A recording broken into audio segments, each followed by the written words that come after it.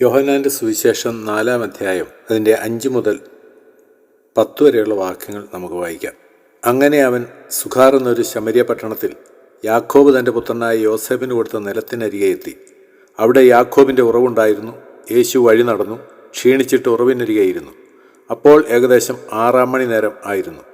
ഒരു ശമര്യ സ്ത്രീ വെള്ളം കോരുവാൻ വന്നു. യേശു അവളോട്, എനിക്ക് കുടിപ്പാൻ തരുമോ എന്ന് ചോദിച്ചു. അവൻ്റെ ശിഷ്യന്മാർ ഭക്ഷണസാധനങ്ങളെ കൊള്ളുവാൻ പട്ടണത്തിൽ പോയിരുന്നു. ശമര്യ സ്ത്രീ അവനോട്, നീ യഹൂദനായിരിക്കെ ശമര്യക്കാരത്തിയായ എന്നോട് കുടിപ്പാൻ ചോദിക്കുന്നത് എങ്ങനെയെന്ന് പറഞ്ഞു. യഹൂദന്മാർക്കും ശമര്യർക്കും തമ്മിൽ സമ്പർക്കമില്ല. അതിന് യേശു, നീ ദൈവത്തിൻ്റെ ദാനവും നിന്നോട് കുടിപ്പാൻ ചോദിക്കുന്നവൻ ആരെന്നും അറിഞ്ഞുവെങ്കിൽ നീ അവനോട് ചോദിക്കുകയും അവൻ ജീവനുള്ള വെള്ളം നിനക്ക് തരികയും ചെയ്യുമായിരുന്നു എന്ന് ഉത്തരം പറഞ്ഞു. ഒന്നാമതായിട്ട് യേശുക്രിസ്തു ശമരിയ സ്ത്രീയോട് വെള്ളം ചോദിക്കുകയാണ്. നാം മനസ്സിലാക്കണം, ഈ സംഭവം നമ്മൾ തുടർന്ന് വായിക്കാമെങ്കിൽ യേശുക്രിസ്തു വെള്ളം കുടിക്കുന്നതായി നാം കാണുന്നതേ ഇല്ല. ഈ സംഭാഷണം നാം ശ്രദ്ധിക്കുകയാണെങ്കിൽ യേശുക്രിസ്തു ഒരു സംഭാഷണം തുടങ്ങുവാൻ വേണ്ടി വെള്ളം ചോദിച്ചതാണെന്ന് നമുക്ക് മനസ്സിലാവും. കാരണം ഈ സ്ത്രീ യേശുക്രിസ്തു വെള്ളം ചോദിച്ച ഉടനെ പറയുന്ന 1-2 കാര്യങ്ങളുണ്ട്. ഒന്നാമത്, ഒരു യഹൂദനായിരിക്കെ ശമരിയ സ്ത്രീയായ എന്നോട് നീ വെള്ളം ചോദിക്കുന്നുവോ എന്ന് വെച്ചാൽ യഹൂദർക്കും ശമരിയർക്കും യാതൊരു ബന്ധവുമില്ല. അത് തന്നെയാണ് കർത്താവ് വെള്ളം ചോദിക്കാൻ കാരണം, ബന്ധമുണ്ടെന്ന് കാണിക്കാൻ. യഹൂദനും ശമരിയർക്കും ബന്ധമുണ്ടെന്ന് മാത്രമല്ല, യഹൂദനായി ഭൂമിയിൽ ജനിച്ച യേശുക്രിസ്തു എന്ന ദൈവത്തിന് ലോകത്തിലെ സകല മനുഷ്യനോടും ബന്ധമുണ്ടാകുവാൻ അവൻ ആഗ്രഹിക്കുന്നു. അതിനുവേണ്ടി ഏത് ലെവലിലും ദൈവം പോകുമെന്നുള്ളതിന് തെളിവാണ് ഈ വേദഭാഗം. യഹൂദന് ശമരിയുമായി ബന്ധമില്ലാതിരിക്കെ ദൈവം യഹൂദനായി ജനിച്ച് ശമരിയ സ്ത്രീയോട് വെള്ളം ചോദിക്കുകയാണ്. അപ്പോൾ നമ്മൾ കൊച്ചു കുഞ്ഞുങ്ങളോടൊക്കെ, മോൻ ഇന്ന് എന്താ കഴിച്ചേ, എന്തൊക്കെ കൂട്ടാനുണ്ടായിരുന്നു എന്നൊക്കെ ചോദിക്കുന്നത് കൂട്ടാൻ എന്തോന്ന് അറിയാനല്ല, പിന്നെന്താ ആ കുഞ്ഞുമായി ഒരു സംഭാഷണത്തിൽ ഏർപ്പെടാൻ വേണ്ടിയാണ്. സ്വർഗത്തിലെ ദൈവം തനിക്ക് ദാഹിച്ചാൽ എന്താ പറഞ്ഞേ, മുഴുവൻ കടലിനെ താൻ സൃഷ്ടിച്ചതാണ്. തന്നെ ഞാൻ പറഞ്ഞു, ഞാൻ ജീവന്റെ വെള്ളം കൊടുക്കുവാൻ കഴിവുള്ളവനാണ്, അവന് ഈ വെള്ളത്തിന്റെ ആവശ്യമില്ല. എന്നാൽ ഈ സ്ത്രീയോട് സംസാരിപ്പാൻ കർത്താവ് വെള്ളം ചോദിക്കുകയാണ്. ഇത് കേട്ടിട്ട് ശമരിയ സ്ത്രീ ഞെട്ടി. എന്തുവാ ഞെട്ടൽ? ഒരു യഹൂദൻ, ഒരു പുരുഷൻ, അതും ഞാൻ ഒരു സ്ത്രീ, ഒരു ശമര്യക്കാരത്തി എന്നോട് വെള്ളം ചോദിച്ചു. അപ്പൊ യേശുക്രിസ്തു പറയുകയാണ്, ഞാൻ ഇത്രയും പറഞ്ഞപ്പോൾ ഞെട്ടിയോ? ആ ഞെട്ടി. നീ ഇതിനേക്കാട്ടിലും ഞെട്ടുന്നൊരു കാര്യം ഞാൻ പറയാം. അതെന്തുവാ? അത് നമ്മൾ വായിച്ചു കേട്ടു. എന്തുവാ കേട്ടെ? നീ ഞാൻ ആരാണെന്ന് അറിയുകയും ദൈവത്തിന്റെ ദാനം എന്താണെന്ന് അറിയുകയും ചെയ്താൽ, ഞാൻ നിന്നോട് ചോദിച്ചതല്ല ഇപ്പൊ പ്രശ്നം, നീ എന്നോട് ചോദിക്കും. ഞാൻ പറഞ്ഞു മനസ്സിലാവുന്നുണ്ടോ? ആ വേദഭാഗം വേണമെങ്കിൽ നമുക്ക് ഒന്നുകൂടെ വായിച്ച് കേൾപ്പിക്കാം. ശ്രദ്ധിച്ച് കേൾക്കണമേ. 10-ാം വാക്യം, നീ ദൈവത്തിന്റെ ദാനവും നിന്നോട് കുടിപ്പാൻ ചോദിക്കുന്നവൻ ആരെന്നും അറിഞ്ഞുവെങ്കിൽ നീ അവനോട് ചോദിക്കുകയും അവൻ ജീവനുള്ള വെള്ളം നിനക്ക് തരികയും ചെയ്യുമായിരുന്നു എന്ന് ഉത്തരം പറഞ്ഞു. അപ്പോൾ കർത്താവ് പറയാ, നീ ഇത്രയും കൊണ്ട് ഞെട്ടിയോ? നീ തിരിച്ചിങ്ങോട്ട് ചോദിക്കും. സമ്പർക്കമില്ലാത്ത യഹൂദനോട് വെള്ളം തരാമോ എന്ന് ചോദിക്കത്തക്കവണ്ണം നിനക്ക് 2 അറിവുണ്ടായിരുന്നു നീ ചെയ്തത്. എന്താ? ഒന്ന്, ദൈവത്തിന്റെ ദാനവും, പിന്നെ ഈ സംസാരിക്കുന്ന ഞാൻ. ദൈവത്തിന്റെ ദാനവും സംസാരിക്കുന്ന ഞാനും തമ്മിൽ എന്താ ബന്ധം? നീ ദൈവത്തിന്റെ ദാനവും സംസാരിക്കുന്ന ഞാൻ ആരെന്നും അറിഞ്ഞിരുന്നെങ്കിൽ എന്തുവാണ് അതിന്റെ ഉത്തരം അറിയാമോ? ദൈവത്തിന്റെ ദാനമാണ് തന്റെ ഏകജാതനായ പുത്രൻ. ദൈവത്തിന്റെ ദാനവും സംസാരിക്കുന്ന ഞാൻ ആരാണെന്നും. എനിക്ക് പ്രിയമുള്ളവരെ, ഇന്ന് ദൈവവുമായി ബന്ധമില്ലാത്തവർക്ക് വന്നിരിക്കുന്ന ഏറ്റവും വലിയ പ്രശ്നം ഇതാണ്. ദൈവവുമായിട്ട് ബന്ധമില്ല എന്ന് പറയുമ്പോൾ നമ്മൾ മനസ്സിലാക്കേണ്ട മറ്റൊരു കാര്യമുണ്ട്. ഈ ശമരിയ സ്ത്രീയോട് നമുക്കും ചോദിക്കാം, സഹോദരി, താങ്കൾക്ക് ദൈവവുമായിട്ട് ബന്ധമുണ്ടോ? നിങ്ങളുടെ അഭിപ്രായം എന്നാ? സഹോദരി എന്നാ പറയും? സഹോദരി എന്നാ പറയും? സഹോദരി പറയും, ആ കൊള്ളാം, ഞങ്ങൾക്ക് ഭയങ്കര ബന്ധമല്ലേ. നിങ്ങൾ യഹൂദൻ ആ മലയിൽ ആരാധിക്കുന്നു, ഞങ്ങൾ ശമര്യക്കാർ ഈ മലയിൽ ആരാധിക്കുന്നു. അവർ തമ്മിൽ സംസാരിച്ചപ്പോൾ തുടർന്നുള്ള സംസാരത്തിൽ അതാ കേൾക്കുന്നത്. എന്നിട്ട് ശമരിയ സ്ത്രീ പറയാണ്, എനിക്കറിയാം മശീഹ വരുമ്പോൾ ഇതൊക്കെ ഞങ്ങൾക്ക് വ്യക്തമായി പറഞ്ഞു തരും. അപ്പോൾ നമ്മൾ വിചാരിക്കുന്ന പോലെ ഈ ശമരിയ സ്ത്രീ ദൈവവുമായിട്ട് ബന്ധമില്ലാത്ത ആളൊന്നുമല്ല. എന്നാൽ ഞാൻ പറയുന്നു, ശമരിയ സ്ത്രീക്ക് ദൈവവുമായിട്ട് ബന്ധമില്ല എന്ന് വെച്ച് കഴിഞ്ഞാൽ, ഇങ്ങനെ ബന്ധമുണ്ടെന്ന് വിചാരിച്ചുകൊണ്ട് ഇന്ന് ലോകത്തിൽ അനേകർ ജീവിച്ചിരിപ്പുണ്ട്. എന്നാൽ അവരോട് ദൈവത്തിന് പറയാനുള്ളത്, എപ്പം ബന്ധം ഉണ്ടായെന്നാണ് നിങ്ങൾ ഈ പറയുന്നത്? എനിക്ക് നിങ്ങളുമായിട്ട് ഒരു ബന്ധവുമില്ല. തെളിവ് ഞാൻ തരാം. മത്തായി എഴുതിയ സുവിശേഷം 7-ാം അധ്യായം വായിക്കണമെന്നില്ല. ആ ഭാഗത്ത് നമ്മൾ പറയുന്നത്, അന്ന് പലരും എന്നോട്, ആ നാളിൽ പലരും എന്നോട്, കർത്താവേ, നിന്റെ നാമത്തിൽ ഞങ്ങൾ ഭൂതങ്ങളെ പുറത്താക്കി അത്ഭുതങ്ങൾ പ്രവർത്തിച്ചു, നീ ഞങ്ങളുടെ തെരുവിലൂടെ നടന്നതാണ്, സൗഖ്യമാക്കിയതാണ്. എന്നാ കർത്താവ് പറയും, ഞാൻ നിങ്ങളെ ഒരു നാളും അറിഞ്ഞിട്ടില്ല. അതിൻ്റെ അർത്ഥം എന്താ? ഞാൻ പറയുന്നത് ശ്രദ്ധിച്ച് കേൾക്കണം. ഞാൻ താമസിച്ചിരുന്ന ആ വീട്ടില് എൻ്റെ കുഞ്ഞുങ്ങൾ രണ്ടുപേരും എന്നെ പപ്പ എന്നാണ് വിളിക്കുന്നത്. അപ്പം ഇങ്ങനെ വിചാരിക്കുക, തൊട്ടപ്പുറത്തെ വീട്ടിൽ, ഞങ്ങൾ തൊട്ട് അവിടെ ബോംബെയിലാണ് ഞാൻ താമസിക്കുന്നത്. അപ്പോൾ അവിടെ ഫ്ലാറ്റുകളാണ്. അപ്പോൾ ആ തൊട്ടടുത്തടുത്ത വീടുകൾ. ഈ കഥ കൊണ്ട് തുറന്നാൽ അടുത്ത ആളുടെ കഥക അപ്പുറത്ത്. അപ്പം അവിടെ ഒരു കുഞ്ഞുണ്ട്. അപ്പം ആ കുഞ്ഞ് നോക്കുക, ശരാ ഈ അങ്കിളിനെ പപ്പ എന്ന് ഇവർ രണ്ടുപേരും വിളിക്കുന്നു. അങ്കിള് മുട്ടായി കൊടുക്കുന്നു, കളിപ്പാട്ടം കൊടുക്കുന്നു, ബലൂൺ കൊടുക്കുന്നു. ഞാനും നാളെ തൊട്ട് എന്ത് ചെയ്യും? ഈ അങ്കിള് പുറത്ത് വരുമ്പം പപ്പ എന്ന് വിളിക്കും. അപ്പോൾ എനിക്കും ഇതൊക്കെ കിട്ടും എന്ന് വിചാരിക്കാന്നിരിക്കട്ടെ. ഞാൻ രാവിലെ ഓഫീസിൽ പോകാനായിട്ട് വാതിൽ തുറഞ്ഞ ഉടനെ ഇവൻ മുമ്പിൽ വന്ന് ചാടിയ ചോദിയാ, പപ്പ. ഞാൻ എങ്ങനെ ആയിരിക്കും അവനെ നോക്കുന്നത്? ഞാൻ നിന്നെ ഒരു നാളും അറിഞ്ഞിട്ടില്ലെന്നുള്ള മട്ടി നോക്കുമല്ലേ? അതിന് അർത്ഥം എന്താ? പപ്പ എന്ന നിലയിൽ ഞാനും നീയും തമ്മിൽ ഒരു നാളും അറിഞ്ഞിട്ടില്ല. ഞാൻ നിന്നെ ജനിപ്പിച്ചിട്ടില്ല. അപ്പോൾ ദൈവം പറയും, ഞാൻ നിന്നെ ഒരു നാളും അറിഞ്ഞിട്ടില്ല എന്ന് വെച്ച് കഴിഞ്ഞാൽ, നീ എന്നിൽ നിന്നും ജനിക്കുക എന്ന് പറയുന്ന ആ പ്രക്രിയ ഉണ്ടായിട്ടില്ല. ഞാൻ നിന്നെ സൃഷ്ടിച്ചതാണ്, ഞാൻ നിന്റെ സൃഷ്ടാവാണ്, നീ എൻ്റെ സൃഷ്ടിയാണ്, അത് ഞാൻ സമ്മതിക്കുന്നു. പക്ഷെ നീ എൻ്റെ മകളല്ല, നീ എൻ്റെ മകൻ അല്ല. അങ്ങനെ ഒരു കാര്യമുണ്ട്. ഞാൻ എൻ്റെ കുഞ്ഞുങ്ങളോട് എന്താ പറയുന്നറിയാം? മോനെ, നിന്റെ പേര് ജെഫൻ മാത്യു എന്നാണ്, നിന്റെ പേര് ജോയൽ മാത്യു എന്നാണ്. നാട്ടുകാർ പറയും നീ ക്രിസ്ത്യാനിയാണെന്ന്. പക്ഷെ ഞാൻ നിന്നോടൊരു കാര്യം പറയാം, നീ പാപിയായ പപ്പയിൽ നിന്നും ജനിച്ച പാപിയായ മകനാണ്. അത്രേ ഉള്ളൂ. ക്രിസ്ത്യാനിത്വം ഒക്കെ ലോകത്തിൽ പറയുന്ന കാര്യമാണ്. എന്നാൽ നീ പാപിയാണെന്ന് ഗ്രഹിക്കുന്ന ഒരു ദിവസം, യേശുക്രിസ്തു പാപികളെ രക്ഷിക്കാനാണ് ഭൂമിയിൽ വന്നതെന്ന് തിരിച്ചറിഞ്ഞുകൊണ്ട് ആ യേശുക്രിസ്തുവിനെ ഹൃദയത്തിൽ വ്യക്തിപരമായി നീ സ്വീകരിക്കാൻ ഇടയായാൽ അന്ന് നീ ദൈവത്തിന്റെ പൈതലായി തീരും. അതുവരെ ലോകം നിന്നെ ക്രിസ്ത്യാനി എന്ന് വിളിച്ചേക്കാം, പക്ഷെ നീ ക്രിസ്തുവിന്റെ ആരുമല്ല. ഇതെന്തിനാ ഇവിടെ പറയുന്നേ? ഞാൻ കർത്താവിന്റെ അടുത്ത ആളാണ് എന്ന് വിചാരിച്ച് ജീവിക്കുന്നവർ നാളെ ചതിക്കുഴിയിൽപ്പെട്ട് ഞെട്ടുന്ന ഈ വാർത്ത കേൾക്കാൻ ഇടവരുന്നത്, ഞാൻ നിന്നെ ഒരു നാളും അറിഞ്ഞിട്ടില്ല.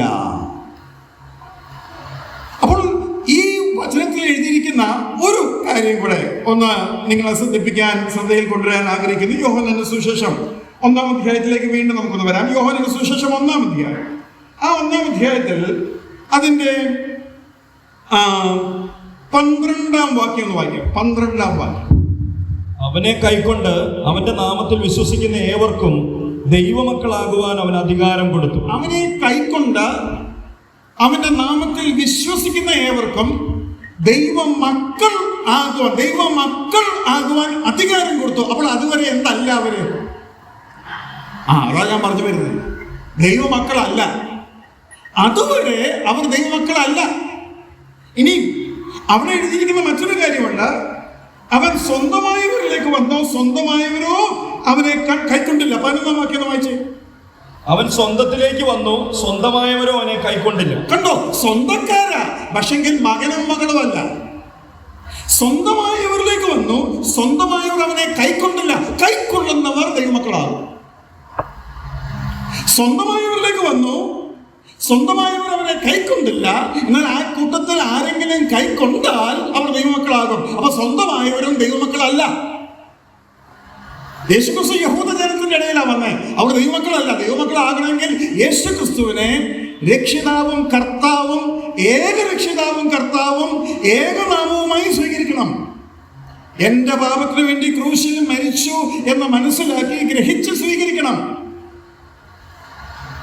അപ്പൊ നമുക്കൊരു സംശയം, ശരി, ഞാൻ മാമോദീസയൊക്കെ മുങ്ങി പിന്നെ ക്രിസ്ത്യാനിയായ ഒരു അപ്പനിൽ നിന്നും ജനിച്ച് ഇന്ന സഭകളിൽ ബ്രദറൻ സഭ, കത്തോലിക്ക സഭ, മർത്തോമ സഭയിലൊക്കെ ജനിച്ചതാണ്, ഞാൻ എങ്ങനെ ദൈവപൈതൽ അല്ലാതെ പോകും?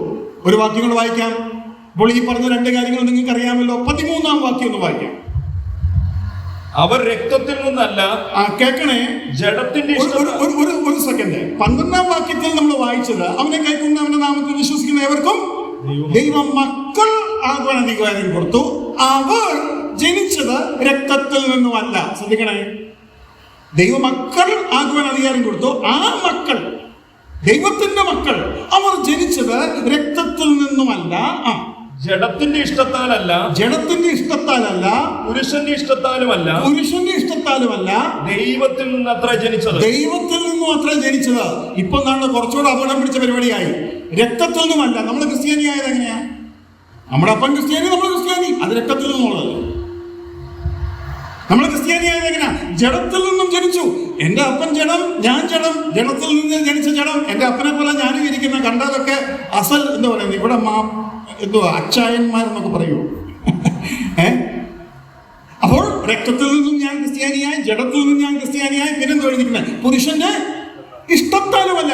ഇത് മൂന്നിനാലും നീ ദൈവപൈതലല്ല. പിന്നെ എഴുതിയിരിക്കുന്നത്, രക്തത്തിൽ നിന്നും അല്ല ജനിച്ചത്, ജഡത്തിൽ നിന്നും അല്ല ജനിച്ചത്, പുരുഷന്റെ ഇഷ്ടത്താൽ അല്ല ജനിച്ചത്, ദൈവത്തിൽ നിന്നത്രേ ജനിച്ചത്. ഇങ്ങനാണ് ദൈവപൈതലാകുന്നത്. അതുകൊണ്ടാ യേശുക്രിസ്തു ഈ സ്ത്രീയോട് വെള്ളം ചോദിച്ചത്. വെള്ളം ചോദിച്ചപ്പോ പറയാ, നീ എന്നോട് ചോദിച്ചാൽ ഞാൻ നിനക്കൊരു വെള്ളം തരും, ജീവന്റെ വെള്ളം. അതെന്തുവാ ജീവന്റെ വെള്ളം? ബന്ധം ഉണ്ടാകുന്ന, അപ്പൻ മക്കൾ എന്ന പോലെ, ഭാര്യ ഭർത്താവ് എന്ന പോലെ ബന്ധമുണ്ടാകുന്ന വെള്ളം, ജീവന്റെ വെള്ളം. ജീവൻ സമം ബന്ധം. അങ്ങനെ ബന്ധമാവുന്നേ, ജീവൻ സമം ബന്ധം എങ്ങനെ ആവുന്നേ പറയാം. ഞാൻ മരിച്ചു എന്ന് വിചാരിക്കുക, ഇവിടെ കിടക്കുക. നിങ്ങൾ എന്നെ എത്ര കുലുക്കി വിളിച്ചാലും ഞാൻ ഉണരില്ല. എന്താ കാര്യം? ബന്ധപ്പെടുവാൻ കഴിയുന്നില്ല, കോണ്ടാക്ട് സാധിക്കുന്നില്ല. ജോർജ് മാത്യു എത്ര വിട്ട് കുലിക്കിയാലും എന്നെയുമായിട്ട് നിങ്ങൾക്ക് ബന്ധപ്പെടാൻ കഴിയുന്നില്ല. എന്താ കാര്യം? ഞാൻ മരിച്ചു. അപ്പൊ ജീവൻ എന്ന് വെച്ചാൽ എന്താ? ജീവിച്ചിരിക്കുന്ന ആളിനെ കുലിക്കുക, എഴുന്നേൽക്കും, അവൻ ബന്ധപ്പെടാൻ കഴിയും. ഫോൺ ഡെഡ് ആണെങ്കിൽ, ഫോൺ ഡെഡ് എന്ന് പറഞ്ഞാൽ, ഡെഡ് എന്ന് വെച്ചാൽ ചത്തു കിടക്കുന്നതാണ്. ചത്തു എന്ന് വെച്ചാൽ എന്താ? ബന്ധപ്പെടുവാൻ കഴിയുന്നില്ല. ഫോണിലൂടെ ഹലോ എന്ന് വിളിച്ചാൽ അപ്പുറത്താരും വിളി കേൾക്കുകയല്ല. അപ്പോൾ ജീവൻ സമം ബന്ധമാണെന്ന് മനസ്സിലായോ? അപ്പോൾ മരണം എന്താ? മരണം സമം ബന്ധമില്ലായ്മ. അതാ ഞാൻ പറഞ്ഞത്. നാം ദൈവവുമായിട്ടുള്ള ബന്ധത്തിൽ നമ്മുടെ ബന്ധത്തിനെ അവലോകനം ചെയ്യാമെങ്കിൽ നാം മരിച്ച അവസ്ഥയിലാണ്. ഇനി പിണങ്ങിയാൽ തമ്മിൽ മിണ്ടില്ല, അല്ലേ? അതൊരു മരണമാണ്. പിണങ്ങിയാൽ ഒരു മരണമാണ്. അങ്ങനെയാണെങ്കിൽ നിത്യജീവൻ എന്തുവാ? ഇപ്പൊ നമ്മുടെ ജീവനും മരണം പറഞ്ഞു. അപ്പൊ നിത്യജീവൻ എന്തുവാ? നിത്യജീവൻ എന്ന് വെച്ച് കഴിഞ്ഞാൽ ഒരിക്കലും വിച്ഛേദിക്കപ്പെടാത്ത ബന്ധം. നീ എന്നോട് വെള്ളം ചോദിച്ചാൽ ഞാൻ നിനക്ക് നിത്യജീവന്റെ വെള്ളമാണ് തരുന്നേ. നാളെ ജീന ഈനോക്കുമായി ഒരു ബന്ധത്തിലേക്ക് പ്രവേശിക്കുക. ഈ പുതുതായിട്ട് വിവാഹം കഴിച്ച പ്രത്യേകിച്ച് സഹോദരിമാർക്ക് ഹൃദയത്തിലൊരു വലിയ ഭയമുണ്ട്. ഇപ്പം ഭർത്താവ് പോയി ഓഫീസിൽ നിന്ന് സമയമായിട്ടും വന്നില്ല, 6 മണിക്ക് വരുന്നതാ, 7 മണിക്ക് വരുന്നതാ, അന്ന് 8 ഒരു അനക്കമില്ല, ഫോൺ ചെയ്തിട്ട് കിട്ടുന്നുമില്ല. എന്തുമായിരിക്കും പേടി? ഭർത്താവ്. കാരണം ഒരു പുരുഷനുമായിട്ടുള്ള ബന്ധത്തിൽ നാം വന്നു കഴിയുമ്പോൾ ആ സ്ത്രീ തന്റെ ജീവിതത്തിന്റെ സകലത അർപ്പിച്ചേച്ച് അവിടെ നിൽക്കുക. ആ ബന്ധത്തിൽ ആ പുരുഷൻ എന്തെങ്കിലും സംഭവിച്ചു പോയാൽ ഈ സ്ത്രീയുടെ എല്ലാ പരിപാടിയും തീർന്നു, വിധവയായി തീർന്നു. അപ്പോൾ ഇങ്ങനെ ഒരു ബന്ധം ചിന്തിച്ചു നോക്കുകയും യേശുക്രിസ്തുവുമായിട്ട് ബന്ധത്തിൽ ഏർപ്പെട്ടാൽ, ബന്ധത്തിലേക്ക് വന്നാൽ ഒരിക്കലും വിച്ഛേദിക്കപ്പെടാത്ത ഒരു ബന്ധം നമുക്ക് ലഭിക്കും. അതിനെ ഭയങ്കരല്ലേ? ഒരിക്കലും മരിക്കാത്ത പുരുഷൻ, മരണത്തെ തോൽപ്പിച്ചവൻ, എനിക്ക് വേണ്ടി മരിച്ചവൻ, പാപമില്ലാത്തവൻ, നിത്യതയോളം ജീവിക്കുന്നവൻ. അപ്പോൾ യേശുക്രിസ്തുവുമായിട്ടുള്ള ബന്ധത്തിലേക്ക് വരുമ്പോൾ എനിക്ക് ജീവൻ ലഭിച്ചു എന്ന് മാത്രമല്ല, എനിക്ക് നിത്യജീവൻ ലഭിച്ചു എന്നും മാത്രമല്ല, ആ നിത്യജീവൻ അത്യുത്തമനായിരിക്കുന്ന ഈ പുരുഷനോടുകൂടെ ഞാൻ ജീവിക്കുവാനിടയായിത്തീരും. നമ്മൾക്കൊക്കെ ജീവിക്കാൻ താല്പര്യമുള്ളവരാണ്, എനിക്കറിയാം. എന്നാൽ ഞാനൊരു 1000 വർഷം ആയുസ് തന്ന ആർക്കെങ്കിലും വേണോ? 1000 പോട്ടെ, 200 വർഷം ആയുസ് തന്ന ആർക്കെങ്കിലും വേണോ? ചാവുകയല്ല, 200 വർഷം വരെ ചാവുകയല്ല, വേണോ?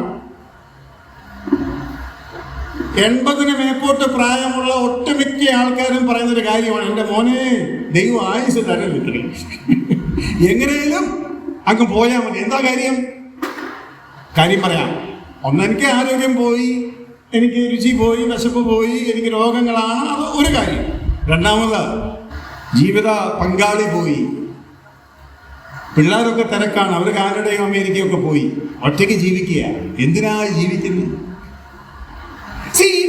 ആയുസുണ്ടെങ്കിൽ, നിത്യജീവൻ ഉണ്ടെങ്കിൽ അതത്ര എളുപ്പമൊന്നുമല്ല ജീവിക്കാൻ. ഞാൻ നിങ്ങളോട് പറയാം, നിങ്ങളെ ഇപ്പോൾ ആയിരിക്കുന്ന അവസ്ഥയിൽ ഞാൻ നിങ്ങളെ സ്വർഗത്തിൽ കൊണ്ടുപോവാം. നിങ്ങൾ അവിടെ കിടന്ന് നരയിക്കും. എന്താ കാര്യം അറിയാവോ? എന്തിനാ ജീവിക്കുന്നതെന്ന് അറിയാൻ പറ്റില്ല. നിത്യതയോളം ജീവിച്ചോണം, ഒരിക്കലും മരണമില്ല, ജീവിച്ചു. എല്ലാ സൗകര്യവും ഞാൻ തരാം, അടിപൊളി ആഹാരം, വെള്ളം, എല്ലാ സൗകര്യവും ഞാൻ തരാം. പക്ഷെങ്കിൽ ആരുമില്ല, നിങ്ങൾ ഒറ്റയ്ക്കാണ്, ജീവിക്കണം. അതാ നിങ്ങൾ മനസ്സിലാക്കേണ്ട മറ്റൊരു കാര്യം. യേശുക്രിസ്തുവിനോട് കൂടെ ഞാൻ ജീവിക്കും. എൻ്റെ ആത്മസഖിയായി, എൻ്റെ ആത്മാ ഭർത്താവായി കർത്താവ് വരുമ്പോൾ ആ കർത്താവിനോട് കൂടെ ഞാൻ ജീവിക്കും. അപ്പോൾ നിത്യജീവൻ ലഭിക്കും, ബന്ധം വിച്ഛേദിക്കപ്പെടുകയില്ല, നിത്യതയോളം ജീവിക്കും, അവനൊപ്പം ജീവിക്കും. ഇതാണ് യേശുക്രിസ്തു ഈ സ്ത്രീയോട് പറയാൻ ഇടയായിത്തീരുന്നത്. അപ്പോൾ സ്ത്രീ പറയുന്നുണ്ട്, ആ കൊള്ളാം, എന്നോട് വെള്ളം ചോദിച്ച ആളാ ഇപ്പൊ പറയുന്നത് ഇങ്ങോട്ട് വെള്ളം തരുമെന്ന്, അത് നിത്യജീവന്റെ വെള്ളം. എന്നിട്ട് പറയുകയാണ്, ഇപ്പൊ ഈ കിണറുണ്ടല്ലോ അത് യാക്കോബ് കുഴിച്ചതാ, നീ യാക്കോബിനെക്കാട്ടിലും വലിയവനോ? ഈ സഹോദരിക്ക് അറിയാൻ മേലാത്തൊരു കാര്യമുണ്ട്. ഇവിടെ പറയുന്നത്, ഈ കിണർ ആഴമുള്ളത്, നിന്റെ കയ്യിലാണെങ്കിൽ കോരുവാൻ യാതൊന്നുമില്ല, അതുകൊണ്ട് നീ എങ്ങനെ ജീവന്റെ വെള്ളം തരും? ഈ സഹോദരി വിചാരിക്കുന്നത് ഈ ജീവന്റെ വെള്ളം ഭയങ്കര ആഴമാണ്, യാക്കോബിന്റെ വെള്ളത്തിനെക്കാട്ടിലും ആഴമാണ് ജീവന്റെ വെള്ളം എന്നാ. സത്യം എന്നറിയാവോ? ജീവന്റെ വെള്ളം ഉയരത്തൂന്ന് താഴോട്ട് വരുന്നതാണ്. ജീവന്റെ വെള്ളം യേശുക്രിസ്തുവാണ്. യേശുക്രിസ്തുവുമായി ബന്ധമുള്ള ഒരു വ്യക്തി ഒരിക്കലും മരിക്കത്തില്ല, മരണം അനുഭവിക്കുകയില്ല. അവന്റെ ആ ജീവൻ ദൈവവുമായിട്ടുള്ള ബന്ധത്തെ കാണിക്കുന്നു, ആ ബന്ധം വിച്ഛേദിക്കപ്പെടുകയില്ല. അപ്പൊ ഇത്രയൊക്കെ പറഞ്ഞ സ്ഥിതിക്ക് അത്യാവശ്യം പറയേണ്ട ഒരു കാര്യങ്ങളുണ്ട്. നിത്യജീവൻ ഒരിക്കലും വിച്ഛേദിക്കപ്പെടാത്ത ജീവനാണെങ്കിൽ നിത്യമരണമോ? ഒരു വ്യക്തിയെ ദൈവം നരകത്തിൽ ഇട്ടാൽ, ശ്രദ്ധിക്കണേ, ഒരു വ്യക്തിയെ ദൈവം നരകത്തിൽ ഇട്ടാൽ ഒരു നാളും അവന് ദൈവവുമായിട്ടൊരു ബന്ധത്തിലേക്ക് മടങ്ങി വരുവാൻ സാധിക്കുകയില്ല, നിത്യവിച്ഛേദനമായിരിക്കും. അപ്പോൾ നാം മനസ്സിലാക്കേണ്ട ഒരു കാര്യം, കർത്താവ് പറയുകയാണ്, ഈ നിത്യവിച്ഛേദനം, അതായത് സ്വർഗത്തിൽ നിനക്ക് എല്ലാ സുഖ സൗകര്യങ്ങളോടും കൂടെ ദൈവവുമായിട്ട് ബന്ധമില്ലാത്തൊരു ജീവിതം ദുസ്സഹമാണെങ്കിൽ നരകത്തിൽ നീ ജീവിക്കേണ്ടി വന്നാൽ എങ്ങനായിരിക്കും? ഒരിക്കലും മരണമില്ല. അപ്പൊ എങ്ങനായിരിക്കും? ഒരിക്കലും മരണമില്ല, ഒരിക്കലും അവസാനമില്ല, ഒരിക്കലും ദൈവമായിട്ട് ബന്ധം ഉണ്ടാകുകയില്ല. ചാകാത്ത പുഴുവും കെടാത്ത തീയും പിശാചിന്റെയും കൂടെ ജീവിക്കണം. ചാകാത്ത പുഴുവും കെടാത്ത തീയും പിശാചിന്റെയും കൂടെ ജീവിക്കണം. എങ്ങനെയുണ്ട് പ്രിയമുള്ളവരെ? ഒരു വിധത്തിൽ വിവാഹം ഇത് നമ്മളെ ഗ്രഹിപ്പിക്കാൻ വേണ്ടിയാണ്. പലരും പറയത്തില്ലേ, ഒരു നല്ല കുടുംബജീവിതം ലഭിച്ചാൽ സ്വർഗം കിട്ടിയതിന് തുല്യമാണ്. ഒരു അഴുക്ക് കുടുംബജീവിതം ലഭിച്ചാലോ നരകം കിട്ടിയതിന് തുല്യമാണ്. അപ്പോൾ നരകമായി തീരുന്നതിന്റെ രഹസ്യങ്ങളിൽ 3-4 ഞാൻ പറയാം. 1, കെടാത്ത തീ. 2, ചാകാത്ത പുഴു. 3, ഒരിക്കലും മരിക്കുകയില്ല, നരകത്തിൽ കിടന്ന് അനന്തകാലത്തിലേക്ക് നോക്കി ജീവിക്കേണ്ടി വരും. നാലാമതൊരു കാര്യങ്ങളുണ്ട്. ശരിക്കും നരകം ഉണ്ടാക്കിയത് ആർക്ക് വേണ്ടിയാണെന്നറിയാമോ? നരകം ഉണ്ടാക്കിയത് പിശാചിനും അവന്റെ ദൂതന്മാർക്കുമാണ്. പിശാചിനും അവന്റെ ദൂതന്മാർക്ക്. ഈ പിശാചിന്റെ ശക്തി അറിയാവോ? പിശാചിന്റെ ശക്തി അറിയാവോ? അതായത് ദൂതന്മാരുടെ ശക്തിയാണ് പിശാചിന്റെ ശക്തി. ഈ പിശാച് ഒരു സമയത്ത് ദൂതനായിരുന്നു. അപ്പോൾ നമ്മൾ മനസ്സിലാക്കേണ്ടത്, ഒരു ദൂതന് 1,80,000 പേരെ വേണമെങ്കിലും കൊല്ലാം. ഞാൻ 100 കിലോമീറ്റർ സ്പീഡിൽ വണ്ടി ഓടിച്ചാൽ ഈ ദൂതന് എൻ്റെ ഒപ്പം വരാൻ കഴിയും. ഞാൻ റോക്കറ്റിൽ പോയാലോ? റോക്കറ്റിലും ഈ ദൂതന് എൻ്റെ സ്പീഡിൽ വരാൻ കഴിയും. അതായത് രക്ഷിക്കപ്പെടുവാൻ ഇരിക്കുന്നവരുടെ സേവകാത്മാക്കളാണ് ദൂതന്മാരെന്നാണ് ബൈബിൾ എഴുതിയിരിക്കുന്നത്. എന്ന് വെച്ച് കഴിഞ്ഞാൽ ദൂതൻ ഭയങ്കര ശക്തിയുള്ളവനാണ്. അപ്പോൾ ആ ദൂതന്മാർക്കുള്ള നരകമാണ്. എന്ന് വെച്ചാൽ ഡോസ് വളരെ ഹൈ ആണ്. ഞാൻ പറഞ്ഞ മനസ്സിലാകുന്നുണ്ടോ? അതായത് 1000കണക്കിന് കിലോമീറ്റർ സ്പീഡിൽ പറക്കാൻ കഴിയുന്ന ദൂതന്മാർ, ദുഷ്ടന്മാർ, ലോകത്തെ മുഴുവനും പാപത്തിൽ മുക്കിക്കൊള്ളുന്ന പിശാചനും ദൂതന്മാർക്കുമുള്ള നരകമാണിത്. ഹൈ ഡോസ് നരകമാണ്. ആ നരകത്തിൽ നമ്മൾ ഈ ഈയാമ്പാച്ച പോലുള്ളവരെ ഇട്ടാലോ? ഞാൻ അത് പറയുന്നത് മനസ്സിലാകുന്നുണ്ടോ? ഒരു ഉദാഹരണം കൂടെ പറയാം. നിങ്ങൾ കൃഷിയുമായിട്ടൊക്കെ ബന്ധമുള്ളവരാണല്ലോ. പശു ഉള്ള എത്ര പേരുണ്ട് ഇവിടെ? വീട്ടിൽ പശു ഉള്ളവർ. ഈ പശുവിന് ഇഞ്ചക്ഷൻ കൊടുക്കുന്ന കണ്ടിട്ടുണ്ടോ? പശുവിനോ അല്ലെങ്കിൽ കാളയ്ക്കോ ഒക്കെ ഇഞ്ചക്ഷൻ കൊടുക്കുന്ന കണ്ടിട്ടുണ്ടോ? എങ്ങനെ കൊടുക്കുന്നത്? ഈ ആളിങ്ങോട്ട് വന്നിട്ട് ഈ സൂചി വെച്ച് എറിയുമോ അല്ലേ? കണ്ടിട്ടുണ്ടോ? സൂചി വെച്ച് ഒരൊറ്റ ഏറല്ലേ? ആ സൂചി കയറും. അത് കഴിഞ്ഞിട്ട് സിറിഞ്ച് വെച്ച് ഒരൊറ്റ കയറ്റാം. പശുവിന് പനി വന്നാൽ കൊടുക്കുന്നത് പാരസെറ്റമോൾ തന്നെയാണ്. അറിയാമോ? ഡോസ് ഇച്ചിരി കൂടുതലാണ്. പശുവിന് പനി വന്നാൽ കൊടുക്കുന്നത് പാരസെറ്റമോൾ തന്നെയാണ്, ഡോസ് ഇച്ചിരി കൂടുതലാണെന്നേ ഉള്ളൂ. അപ്പൊ ആനയ്ക്ക് പനി വന്നാലോ? അന്നേരവും കൊടുക്കുന്നത് പാരസെറ്റമോളാ. 500 mg നമ്മൾ കഴിക്കുന്നെങ്കിൽ ചിലപ്പോൾ ഇത് ആനയ്ക്ക് കൊടുക്കുന്നതായിരിക്കും 500 ഗ്രാം ആയിരിക്കും. 1/2 കിലോ പാരസെറ്റമോൾ ആയിരിക്കും കൊടുക്കുന്നത് അല്ലേ? ഈ 1/2 കിലോ പാരസെറ്റമോൾ എനിക്കെങ്ങാനും തന്നാലോ അന്നേരം തീർന്നു അല്ലേ? ദൂതന്മാർക്കുള്ള ഹൈഡോസ് നരകത്തിൽ ഞാൻ ജീവിക്കണം. ഒരിക്കലും അവസാനിക്കാത്ത നരകം. വീണ്ടും അതിനോട് ബന്ധത്തിൽ നിങ്ങൾ അറിയേണ്ട ചില കാര്യങ്ങളുണ്ട്. അവന്റെ വീട്ടിൽ അവനെ പാർക്കുവാൻ വെച്ചിരിക്കുന്ന ജയിലിൽ ഞാൻ ചെന്നാൽ അവൻ എന്നോട് എങ്ങനെയായിരിക്കും പെരുമാറുക? വാ വാ വാ ഇരിക്കും അങ്ങനെയുള്ളവ തന്നെ. പിശാച് ഒരു വ്യക്തിയുടെ ഉള്ളിൽ കയറിയാൽ അവന്റെ അനുഭവം നമുക്കറിയാം. അങ്ങനെയാണെങ്കിൽ പിശാചിന്റെ അടുക്കിലേക്ക് നമ്മൾ കയറി ചെന്നാലോ? ഗുണ്ടകൾ, വലിയ ഭയങ്കര ഗുണ്ടകളുള്ള ജയിലിൽ ഈ സാധാരണക്കാരായിരിക്കുന്ന കൊച്ചു വഴക്കൊക്കെ ഉണ്ടാക്കിയിട്ട് ചെല്ലുന്ന ഗുണ്ടകളുണ്ട്. അവരെ ഈ വലിയ ഗുണ്ടകൾ എന്ത് ചെയ്യും? ആദ്യം ശരിയാക്കും. അവിടുന്ന് വിടുതലുണ്ടോ? ഈ ജയിലിലാണ് പോലീസെങ്കിലും ഉണ്ട്, കോടതിയുണ്ട്, ഒരു അപ്പീലൊക്കെ അയക്കാം. അവിടെ വല്ല അപ്പീലും ഉണ്ടോ? ഇനി ആ നിത്യതയുടെ ഭയം നിങ്ങൾക്ക് മനസ്സിലാകുമെന്ന് എനിക്ക് അറിഞ്ഞുകൂടാ. ഞാൻ നേവിയിൽ ജോലി ചെയ്തിരുന്ന ഒരു വ്യക്തിയാണ്. 15 വർഷം നേവിയിൽ ജോലി ചെയ്തു. നേവിയിൽ ജോയിൻ ചെയ്ത ഉടനെ ഞങ്ങൾക്ക് ആദ്യം 6 മാസത്തെ അതികഠിനമായ ട്രെയിനിങ് ഉണ്ട്. ഈ ട്രെയിനിങ്ങിന് ഞങ്ങൾ അങ്ങോട്ട് ചെന്ന ആദ്യത്തെ ദിവസം അങ്ങോട്ട് കഴിഞ്ഞപ്പോൾ ഉണ്ടല്ലോ, അന്ന് തൊട്ട് എണ്ണാൻ തുടങ്ങി. ഇത് എന്നാ തീരുന്നതെന്ന്. 6 മാസമേ ഉള്ളൂ. പക്ഷെ ഞങ്ങൾ നോക്കുന്നത് എങ്ങനെ അറിയോ? 15 വർഷം. 15 വർഷം ഇങ്ങനെ അല്ല, പക്ഷെ 15 വർഷം അങ്ങനെയാണെന്നൊരു തോന്നലാണ് വരുന്നത്. എത്ര പേർ ആത്മഹത്യ ചെയ്യാൻ ശ്രമിച്ചിട്ടുണ്ടോ? എത്ര പേർ ഓടിപ്പോകാൻ, ഒരു ദിവസം തന്നെ 3 വട്ടം ഓടിപ്പോകാൻ ശ്രമിച്ചിട്ടുണ്ട്. എങ്ങനെയാണ് ഓടിപ്പോണം? അതുപോലത്തെ ലൈഫാണ് ആദ്യത്തെ 6 മാസം എന്ന് പറയുന്നത്. ഞാൻ പറയാൻ ആഗ്രഹിക്കുന്ന കാര്യം, അവിടെ ഞങ്ങൾക്ക് കലണ്ടർ തരത്തില്ല, വാച്ച് തരത്തില്ല, മൊബൈൽ തരികയില്ല, ഞങ്ങൾക്ക് വ്യക്തിപരമായിട്ടുള്ള ഒരു സാധനം കൈ തരത്തില്ല. ഓരോരുത്തരും പേപ്പർ എഴുതി രഹസ്യമായിട്ട് ഡേറ്റുകൾ എണ്ണിക്കൊണ്ടിരിക്കും, എത്ര ദിവസം ബാക്കിയുണ്ടെന്ന് ഇങ്ങനെ കട്ട് ചെയ്തുകൊണ്ടിരിക്കും. 6 മാസം തികയ്ക്കാനായിട്ട്, 6 മാസം തികയ്ക്കാനായിട്ട് രാത്രിയും പകലും കഷ്ടപ്പാട്, രാത്രിയും പകലും. എന്നാലൊരു പ്രതീക്ഷയുണ്ട്. 6 മാസം കഴിയുമ്പോൾ 1 മാസത്തെ ഞങ്ങൾക്ക് ലീവ് കിട്ടും, അങ്ങനെ വീട്ടിൽ പോവാം.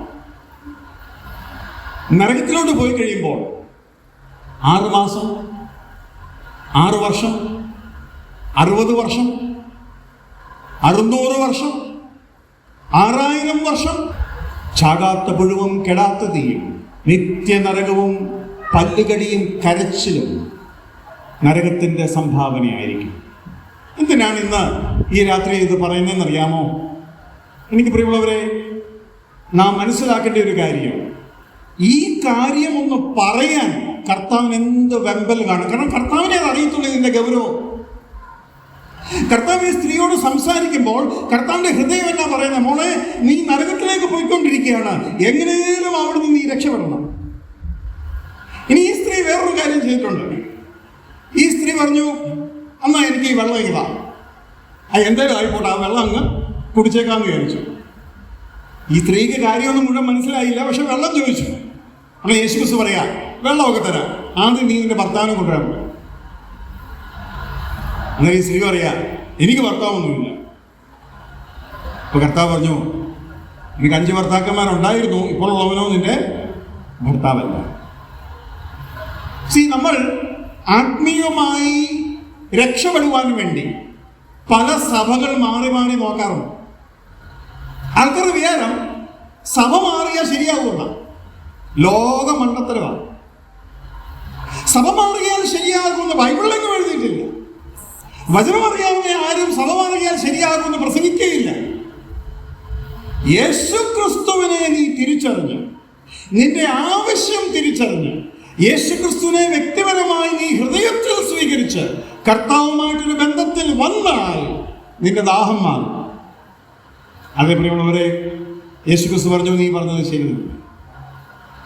യേശു ക്രിസ്തുവിനെ ഈ സ്ത്രീ തിരിച്ചറിഞ്ഞു. യേശു ക്രിസ്തു ഇവൾ ചെയ്ത പാപങ്ങളൊക്കെ വിളിച്ച് അവളോട് തന്നെ പറഞ്ഞു. അപ്പൊ ഈ സ്ത്രീക്ക് മനസ്സിലായി, ഇവൻ സാക്ഷാൽ ദൈവമാണ്, ഇവൻ മശീഹയാണ്. ആ മശീഹായെ ഈ ശമരിയ സ്ത്രീ അംഗീകരിച്ചു, വിശ്വസിച്ചു. മാത്രമല്ല, ഈ സ്ത്രീ ഓടിച്ചെന്ന് എല്ലാവരോടും പറഞ്ഞു, ഞാനൊരു പുരുഷനെ കണ്ടെത്തി, അവൻ തന്നെ മശീഹ.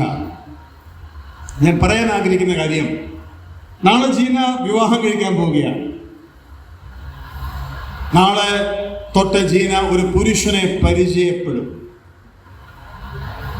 എല്ലാ പെൺകുട്ടികളും വിവാഹം കഴിക്കുമ്പോൾ ആഗ്രഹിക്കുന്ന, എന്നെ സ്നേഹിക്കുന്ന, എനിക്ക് വേണ്ടി ജീവിക്കുന്ന, എന്നെ കൊണ്ടു നടക്കുന്ന ഒരു ഭർത്താവിനെയാണ് എനിക്ക് കിട്ടാൻ പോകുന്നത്. കല്യാണം കഴിച്ച് കഴിയുമ്പോൾ എന്തോ മനസ്സിലാവും. എന്തോ എല്ലാ പുരുഷന്മാർക്കും ഒരേ സ്വഭാവമാണ് മനസ്സിലാവും. എന്തുവാ, അല്പം ദേഷ്യപ്പെടും, സമയം കെട്ടിയാൽ ഇച്ചിരി ടിവിയും വീഡിയോയും മൊബൈലും നോക്കിക്കൊണ്ടിരിക്കും, സഹോദരിമാരവിടെ ചോറും കറിയും വെച്ചുകൊണ്ടിരിക്കും. അതൊക്കെ എല്ലാ വീട്ടിലും ഉള്ളതാണ്. എന്ന് വെച്ച് കഴിഞ്ഞാൽ നാം വാസ്തവത്തിൽ സംതൃപ്തരാകുന്നത് ഒരു വിവാഹം കൊണ്ടല്ല. അന്നേരമാണ് നാം മനസ്സിലാക്കുന്നത് യേശു ക്രിസ്തു എന്ന് പറയുന്ന പുരുഷൻ എത്ര ഉത്തമനായിരിക്കുന്ന ഭർത്താവാണ്. എന്തിനാണ് ദൈവം കുടുംബജീവിതം തരുന്നത്? കുടുംബജീവിതം തരുന്നത് ഈ ലോകത്തിൽ ഒരു മനുഷ്യനും ദൈവത്തിന് തരുവാൻ കഴിയുകയില്ല എന്ന് നിനക്ക് പറഞ്ഞു തരാൻ വേണ്ടിയാണ്. അതുകൊണ്ട് ബൈബിളിൽ എഴുതിയിരിക്കുന്നത്, നിനക്ക് ആകാൻ കഴിയുമെങ്കിൽ യേശു ക്രിസ്തുവിനെ പോലെ ആകാൻ. എഫെസിലേക്ക് നമ്മൾ വായിക്കാമെങ്കിൽ അവിടെ വായിക്കുന്നത് ഇങ്ങനെയാണ്, ഭാര്യമാരെ കർത്താവിനെന്ന പോലെ ഭർത്താക്കന്മാർക്ക് കീഴടങ്ങിയിരിപ്പീൻ. പറ്റുമോ? കർത്താവിനെന്ന പോലെ ഭർത്താക്കന്മാർക്ക്. ഈ ഭർത്താവ് പോലെയാണോ? ഭർത്താവ് യേശു ക്രിസ്തുവിനെ പോലെയാണോ? അല്ല. ഇനി ഭർത്താക്കന്മാരോട് പറഞ്ഞത് എന്താണ്? യേശു ക്രിസ്തു സഭയെ സ്നേഹിച്ച് തന്നെത്താൻ ഏൽപ്പിച്ചു കൊടുത്തതുപോലെ നീയും നിന്റെ ഭാര്യയ്ക്ക് വേണ്ടി തന്നെത്താൻ ഏൽപ്പിച്ചു കൊടുക്കണം. അപ്പൊ രണ്ടുപേരും ഇത് ശ്രമിക്കുമ്പോൾ എന്ത് മനസ്സിലാക്കും? ഇത് നടക്കുന്ന കാര്യമല്ലെന്ന് മനസ്സിലാക്കും. എന്നാൽ അപ്പോഴാണ് നമുക്ക് പിടികിട്ടുന്നത്, ഈ കർത്താവ് എത്ര നല്ലവനാണ്, കർത്താവ് എത്ര പെർഫെക്റ്റാണ്, ഈ കർത്താവിനെ ആശ്രയിക്കുന്നത് എത്രയോ ഉത്തമമായിരിക്കുന്ന കാര്യമാണ്. അതേപോലെയുള്ളവരെ, യേശു ക്രിസ്തുവിനെ തിരിച്ചറിയുവാൻ കുടുംബജീവിതം സഹായിക്കും. യേശു ക്രിസ്തുവിനെ അപ്രിഷ്യേറ്റ് ചെയ്യുവാൻ, ആസ്വദിക്കുവാൻ, ശ്ലാഘിക്കുവാൻ കുടുംബജീവിതം സഹായിക്കും. അതാണ് കുടുംബജീവിതത്തിന്റെ പല ഉദ്ദേശങ്ങളിൽ ഒരു ഉദ്ദേശം. ഞാനൊരു കാര്യം പറയാം. ഈ യേശു ക്രിസ്തു നമ്മുടെ ജീവിതത്തിൽ ആത്മഭർത്താവായി, രക്ഷകനായി, രക്ഷിതാവായി കടന്നു വരുമ്പോൾ നമ്മുടെ ദാഹം തീരും. കാരണം അവൻ മതി എന്നുള്ള കാര്യം നമുക്ക് മനസ്സിലാകും. അല്ലെങ്കിൽ നമുക്കൊരിക്കലും തൃപ്തി വരികയില്ല. ഈ സ്ത്രീയുടെ ജീവിതത്തിൽ 6 ഭർത്താക്കന്മാരെ മാറി മാറി നോക്കി, തന്നെ തൃപ്തിപ്പെടുത്തുവാൻ ആർക്കും കഴിഞ്ഞില്ല. എന്നാൽ യേശുക്രിസ്തു ഒരു വ്യക്തിയുടെ ജീവിതത്തിൽ വരുമ്പോൾ ആ വ്യക്തി തൃപ്തയായി തീരും. അങ്ങനെ ആയിക്കഴിയുമ്പോൾ ഈ ഭൂമിയിലെ ബന്ധങ്ങളെ സൂക്ഷിക്കുവാൻ, ഈ ഭൂമിയിലെ ബന്ധങ്ങൾക്ക് വേണ്ടി ശരിയായ വിധത്തിൽ ജീവിക്കുവാൻ നമുക്ക് പ്രേരണയുണ്ടാകും. എനിക്ക് സഭയെ പോലെ ആകണം, എനിക്ക് കർത്താവിനെ പോലെ ആകണം എന്നുള്ള ആ പ്രേരണ നമുക്ക് ലഭിച്ചുകൊണ്ടിരിക്കും. അങ്ങനെ മുഴുവനൊന്നും ഒത്തില്ലെങ്കിലും ഒക്കുന്നിടത്തോളം ദൈവത്തിന്റെ പ്രസാദമായിരിക്കുന്ന ഒരു കുടുംബജീവിതം ജീവിക്കുവാൻ നമുക്ക് കഴിയും. കുടുംബജീവിതത്തിനെ കുറിച്ച് ഒരു വാക്കും കൂടെ. നമ്മൾ വിചാരം എൻ്റെ ആവശ്യത്തിന് വേണ്ടിയാണ് ഞാൻ കല്യാണം കഴിക്കുന്നത്, എൻ്റെ ആവശ്യത്തിന് വേണ്ടിയാണ് ഞാൻ കല്യാണം കഴിക്കുന്നതെന്നാണ് നമ്മുടെ വിചാരം. അങ്ങനൊരു കാര്യം അതിനകത്തുണ്ട്. എന്നാൽ അതിലുപരിയായി കർത്താവിന് വേണ്ടിയാണ് ഞാൻ കുടുംബജീവിതത്തിലേക്ക് പ്രവേശിക്കുന്നത്. കർത്താവാണ് വിവാഹത്തെ ഇൻട്രൊഡ്യൂസ് ചെയ്തത്. ആദമനെ ഉണ്ടാക്കിയിട്ട് കർത്താവാണ് ഹവ്വയെ ഉണ്ടാക്കിയത്. കർത്താവാണ് അവരെ വിവാഹം കഴിപ്പിച്ചത്. ഹവ്വ ആവശ്യപ്പെട്ടില്ല, ആദമോ ആവശ്യപ്പെട്ടില്ല. ഞാൻ പറയാൻ ആഗ്രഹിക്കുന്ന കാര്യം, നിങ്ങളുടെ കുടുംബജീവിതത്തിൽ പ്രയാസങ്ങളുണ്ടെങ്കിൽ കർത്താവിന് വേണ്ടിയാണ് ഞാനൊരു ഭാര്യയായിരിക്കുന്നത്, ഭർത്താവായിരിക്കുന്നത് എന്ന് വിചാരിച്ച് കർത്താവിൻ്റെ നാമത്തിൻ്റെ മഹത്വത്തിനും കർത്താവിന് ഇഷ്ടമാകും വണ്ണവും നമ്മുടെ കുടുംബജീവിതത്തെ നയിക്കേണ്ടതാകുന്നു. ഈ കുടുംബജീവിതത്തിന്റെ ശരിയായ റിസൾട്ട് എന്ന് പറയുന്നത് കർത്താവ് നമ്മളോട് പറയുന്ന സഭാഷ. കർത്താവേ, എൻ്റെ ഭർത്താവ് നല്ലവനല്ല, പക്ഷെ അങ്ങ് പറഞ്ഞല്ലോ കീഴ്പ്പെട്ടിരിക്കണമെന്ന്. അങ്ങയ്ക്ക് വേണ്ടി ഈ കുടുംബജീവിതത്തിനെ ഞാൻ സംരക്ഷിക്കുവാൻ, അതിനുവേണ്ടി അധ്വാനിക്കുവാൻ ഞാൻ തയ്യാറാണ്. ഒരു പുരുഷന് പറയാം, കർത്താവേ, എൻ്റെ ഭാര്യ പെർഫെക്റ്റ് ഒന്നുമല്ല, പക്ഷെ അങ്ങ് പറഞ്ഞിട്ടുണ്ട് അവളെ സ്നേഹിക്കണം. അങ്ങ് പറഞ്ഞിട്ടുണ്ട് അങ്ങ് ജീവനെ നൽകുന്നതുപോലെ അവൾക്ക് വേണ്ടി ജീവനെ കൊടുക്കണം. ഞാൻ അങ്ങനെ അവളെ സ്നേഹിക്കാനും അവൾക്ക് വേണ്ടി ജീവിക്കുവാനും എന്നെ തന്നെ ഏൽപ്പിച്ചു കൊടുക്കുന്നു. അതിൻ്റെ പരിണതഫലമായി നമുക്കൊരു നല്ല വ്യക്തിത്വം, നല്ല സ്ത്രീ, നല്ല പുരുഷനാകുവാനായിട്ട് കഴിയും. അതാണ് ദൈവം ഉദ്ദേശിക്കുന്ന മറ്റൊരു കാര്യം. വേറെയും പല കാര്യങ്ങളുണ്ട്. എൻ്റെ സമയം ഇവിടെ തീരുകയാണല്ലോ. അവസാനമായി ഞാനൊരു കാര്യം പറയട്ടെ. എങ്ങനെയാ ഭാര്യയാകുന്നത്? പുരുഷനെ കണ്ടു, തീരുമാനങ്ങൾ ഉണ്ടായി, ഇഷ്ടപ്പെട്ടു, എല്ലാവരുടെയും മുന്നിൽ വെച്ച് ആ പുരുഷനെ അല്ലെങ്കിൽ ആ സ്ത്രീയെ അന്യോന്യം സ്വീകരിക്കുന്നതിലൂടെയാണ്. എങ്ങനെയാ ദൈവപൈതലാവുന്നത്? യേശുക്രിസ്തു നമ്മളെ സ്വീകരിക്കാൻ തയ്യാറാ. അങ്ങനെയാണെങ്കിൽ ഇനി ബാക്കി ഞാൻ മാത്രമേ ഉള്ളൂ. ഞാൻ യേശുക്രിസ്തുവിനെ സ്വീകരിക്കണം. അപ്പൊ അതിനകത്തൊരു പ്രശ്നമുണ്ട്. എന്തോ പ്രശ്നം? ഉദാഹരണത്തിന്, ഞാൻ വിവാഹം കഴിക്കാൻ ഒരു പെൺകുട്ടിയെ ചെന്ന് കണ്ടു എന്നിരിക്കട്ടെ. പെൺകുട്ടിയോട് ചോദിച്ചു, എന്നെ വിവാഹം കഴിക്കാൻ ഇഷ്ടമാണോ? ഇഷ്ടമാണ്. പൂർണ്ണസമ്മതമാണോ? പൂർണ്ണസമ്മതമാണ്. എനിക്കും വളരെ ഇഷ്ടപ്പെട്ടു. അപ്പം നമുക്ക് വിവാഹം കഴിക്കാം. യെസ്. പക്ഷെ ഒരു കാര്യം, എനിക്കൊരു കാര്യം പറയാനുണ്ട്. സഹോദരി പറയുക, ഒരു എക്സാമ്പിൾ പറയാനുണ്ട്. എന്താണ് പറയാനുള്ളത്? ഞാൻ നിങ്ങളെ വിവാഹം കഴിക്കാൻ തയ്യാറാണ്, എനിക്ക് നിങ്ങളെ ഇഷ്ടമാണ്. എന്നാൽ എൻ്റെ മനസ്സിൽ ഒരു പുരുഷനും കൂടെ ഉണ്ട്. അതവിടെ ഇരുന്നോട്ടല്ലേ? പറ്റുമോ? പറ്റുമോ? എനിക്കൊരു പുരുഷനെ ഇഷ്ടമാണ്, ആ പുരുഷൻ എൻ്റെ ഹൃദയത്തിലുണ്ട്. എന്നാൽ നിങ്ങളെ വിവാഹം കഴിച്ച് നിങ്ങളുടെ കൂടെ വരാനും നിങ്ങളുടെ കൂടെ ജീവിക്കാനും ഞാൻ തയ്യാറാണ്. ഏതെങ്കിലും പുരുഷൻ സമ്മതിക്കുമോ? എന്തിനാ ഞാൻ ഇത് പറഞ്ഞതെന്നറിയാമോ? ഇന്ന് അനേക വിശ്വാസങ്ങളിൽ യേശുക്രിസ്തു മാത്രം രക്ഷകനായിട്ടിരിക്കുന്നില്ല. യേശുക്രിസ്തുവിന്റെ കൂടെ മറ്റ് പല നാമങ്ങളും മറ്റ് പല പേരുകളും നാം കൂട്ടിക്കുഴയ്ക്കുന്നുണ്ട്. ചിലരുടെ വിചാരം നല്ല പ്രവൃത്തി ചെയ്താലും രക്ഷപ്പെടാൻ പറ്റും, കർത്താവൊന്നും വേണമെന്നില്ല. ചിലരുടെ വിചാരം വിശുദ്ധന്മാരുണ്ടെങ്കിലും രക്ഷപ്പെടാൻ പറ്റും. ചിലരുടെ വിചാരം ഞാൻ ചില സാക്രമെന്റ്സ്, ചില ശുശ്രൂഷകൾ, ചില കുർബാന പോലുള്ള കാര്യങ്ങൾ, അങ്ങനെയൊക്കെ കാര്യങ്ങൾ ചെയ്താലും ഞാൻ സ്വർഗ്ഗത്തിൽ പോകും. ചിലർ വിചാരിക്കുന്നത് ഞാൻ ഇന്ന ആളിനെ വിളിച്ചാൽ, ഇന്ന ദൂതനെ വിളിച്ചാൽ, ഇന്ന വ്യക്തിയെ കൂടെ വിളിച്ചാൽ, എനിക്ക് വേണ്ടി പ്രാർത്ഥിക്കണമേ എന്ന് പറഞ്ഞാലും ഞാൻ സ്വർഗ്ഗത്തിൽ പോകും. രക്ഷപ്പെടാൻ എനിക്ക് പല വഴികളുണ്ട്. ആ കൂട്ടത്തിൽ ഒരു വഴിയാണ് യേശുക്രിസ്തു. എനിക്ക് വിവാഹം കഴിക്കാൻ പല ഭർത്താക്കന്മാരുണ്ട്, അവരൊക്കെ എൻ്റെ ഹൃദയത്തിലുമുണ്ട്. ആ കൂട്ടത്തിൽ നിങ്ങളെയും ഭർത്താവായി സ്വീകരിക്കാൻ ഞാൻ തയ്യാറാണ്. കല്യാണം നടക്കുകയല്ല. അന്നേരം പിന്നെ യേശുക്രിസ്തുവിൻ്റെ കൂടെ നടക്കുമോ?